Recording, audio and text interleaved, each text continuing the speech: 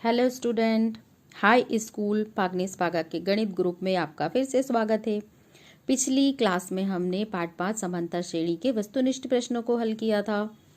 आज हम पाठ 6 त्रिभुज के वस्तुनिष्ठ प्रश्नों को हल करेंगे, अभ्यास करेंगे, याद करेंगे। तो चलिए शुरू करते हैं। प्रश्न पहले में सही विकल्प चुनिए। यदि किसी त्रिभुज की एक भुजा के समांतर अन्य दो भुजाओं को भिन्न भिन्न बिंदुओं पर प्रतिच्छेद करने के लिए एक रेखा खींची जाए तो ये अन्य दो भुजाएं एक ही अनुपात में विभाजित हो जाती हैं। इस कथन को निम्नलिखित नाम से जाना जाता है। ये हमने क्लास में पढ़ा था स्टूडेंट। मान लो ये त्रिभुज कोई ABC है, BC के समांतर एक रेखा खींची जाती है जो AB को बिंदु D पे, AC को बिंदु E पे काटती है। तो AD और DB का अनुपात और AE और EC का अनुपात समान होता है। और इस नियम को हम किस नाम से जानते हैं? इस प्रमेय को आधारभूत आनुपातिकता प्रमेय। बिल्कुल सही, पहले का आंसर होगा आधारभूत आनुपातिकता प्रमेय। चलिए दूसरा प्रश्न देख लेते हैं। दूसरे प्रश्न में त्रिभुज ABC में AB बराबर 6 कन्नी 3 सेंटीमीटर, AC बराबर 12 सेंटीमीटर और BC बराबर 6 सेंटीमीटर है। BC बराबर 6 सेंटीमीटर, तो कोण B का मान होगा। इसमें बड़ी भुजा हमेशा कर्ण होती है, हमने समकोण त्रिभुज में पढ़ा है, सीखा है। तो ये हमारी कर्ण कौन सी हो गई? 12 सेंटीमीटर। अब इस प्रकार के प्रश्नों को हल करने के लिए हम कर्ण के अलावा जो दो भुजाएं हैं, जैसे कि हमारे पास कर्ण के अलावा दो भुजाएं कौन सी हैं? एक तो है हमारे पास AB, एक भुजा कौन सी हमारे पास? AB और एक भुजा है BC। 6 कन्नी 3 और 6 सेंटीमीटर को हम वर्ग करके जोड़ेंगे, 144 आएगा। 144 का वर्गमूल निकालेंगे तो हमको क्या मिलेगा? 12। इसका मतलब इस त्रिभुज में कर्ण का वर्ग अन्य दो भुजाओं के वर्गों के योग के बराबर है। इसका मतलब ये समकोण त्रिभुज है, इसलिए कोण B का मान होगा 90 डिग्री। कोण B का मान क्या होगा? 90 डिग्री। और फर्स्ट का आंसर क्या था? आधारभूत आनुपातिकता प्रमेय। चलिए पहले का आंसर आधारभूत आनुपातिकता प्रमेय याद रखिएगा, दूसरे में कोण B का मान 90 डिग्री। चलिए तीसरा प्रश्न कर लेते हैं। तीसरा विकल्प क्या दिया है? किसी त्रिभुज ABC में DE समांतर AB CD बराबर 3 सेंटीमीटर, EC बराबर 4 सेंटीमीटर और BE बराबर 6 सेंटीमीटर। तो आधारभूत आनुपातिकता प्रमेय में अभी मैंने आपको बताया था, आधारभूत आनुपातिकता प्रमेय में कोई एक त्रिभुज होता है ABC।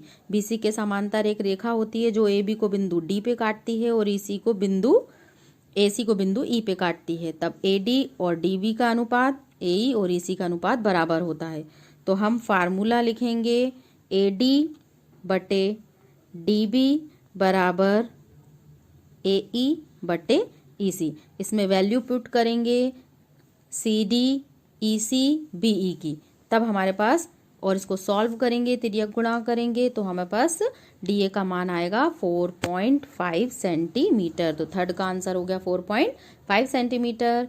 सेकंड का आंसर था 90 डिग्री। फर्स्ट का आंसर था आधारभूत आनुपातिकता प्रमेय।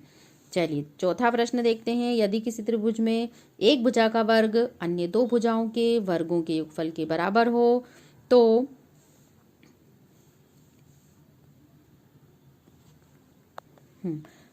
चौथा प्रश्न देख रहे थे हम। यदि किसी त्रिभुज में एक भुजा का वर्ग अन्य दो भुजाओं के वर्गों के योग के बराबर हो तो पहली भुजा का सम्मुख कोण होगा।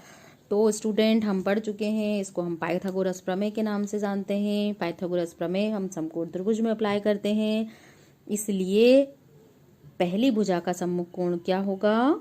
90 डिग्री। चलो एक बार फिर रिवाइज करते हैं। पहले का आंसर आधारभूत आनुपातिकता प्रमेय, दूसरे का आंसर 90 डिग्री, तीसरे का आंसर सॉल्व करने के बाद हमने निकाला था 4.5 सेंटीमीटर, चौथे का आंसर 90 डिग्री। चलिए पांचवा प्रश्न देख लेते हैं हम। पांचवें प्रश्न में किसी त्रिभुज ABC में DE समांतर दी है BC, AD बराबर x दिया है, DB बराबर x-2 दिया है, AE बराबर x+2 दिया है, EC बराबर x-1 दिया है। तब हमें x का मान निकालना है। तो हम आधारभूत आनुपातिकता प्रमेय का फार्मूला लगाएंगे। स्टूडेंट फार्मूला क्या होता है? AD बटे DB बराबर AE/EC। इस फार्मूले में हम ये सारी वैल्यू पुट करेंगे तो हमें x का मान 4 प्राप्त होगा। ठीक है स्टूडेंट, तो हम एक बार फिर रिवाइज कर लेते हैं। हमने पांचों सही विकल्प पढ़े। पहले का आंसर क्या आया था? आधारभूत आनुपातिकता प्रमेय, बिल्कुल सही। दूसरे का आंसर 90 डिग्री, तीसरे का 4.5, चौथे का 90 और पांचवे का 4 सेंटीमीटर। तो आप ये सब याद कर लीजिए, अपनी कॉपी में नोट कर लीजिए। अब चलिए आइए चलते हैं प्रश्न दूसरे पे। प्रश्न दूसरा, रिक्त स्थान की पूर्ति कीजिए। पहला प्रश्न हमारे पास है, सभी वृत्त होते हैं। सभी वृत्त कैसे होते हैं? सभी वृत्त सर्वांग सम तो नहीं हो सकते क्योंकि अलग अलग त्रिज्याओं के होते हैं, इसलिए सभी वृत्त लेकिन देखने में एक जैसे होते हैं। तो पहले का आंसर आएगा सभी वृत्त समरूप होते हैं। दूसरे खालिस्तान में सभी वर्ग इसी तरह से सभी वर्ग भी होते हैं। तो अलग अलग भुजाओं के, अलग अलग लंबाई वाली भुजाओं के वर्ग हो सकते हैं। तो सभी वर्ग भी केवल समरूप होते हैं, सर्वांग सम नहीं होते हैं। तीसरा प्रश्न, सभी खालिस्तान त्रिभुज समरूप होते हैं।